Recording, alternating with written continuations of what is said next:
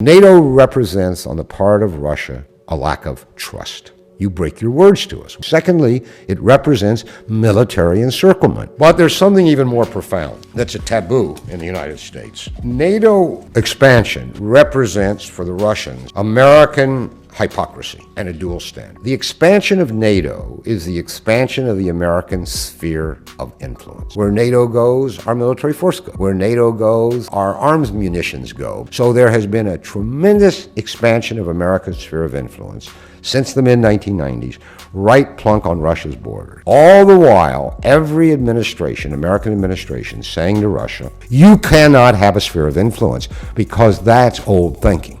In other words, what they say is, we can now have the biggest sphere of influence the world's ever seen, and you don't get any, not even on your own border. Now imagine that you have a revolution in Mexico. And imagine that the government that comes to power is not a big fan of the United States of America. But since it's a little bit afraid of Big Brother, it asks the Russian to send over 3 or 4 or 5 divisions to be placed on the U.S.-Mexican border. Think the U.S. would accept that? So why would the Russians accept this? That's what it's really all about. Does there have to be a compromise? In my opinion, yes. And the compromise has to be that Ukraine, guaranteed, will not become a member of NATO. And then the compromise is that the Russians get out.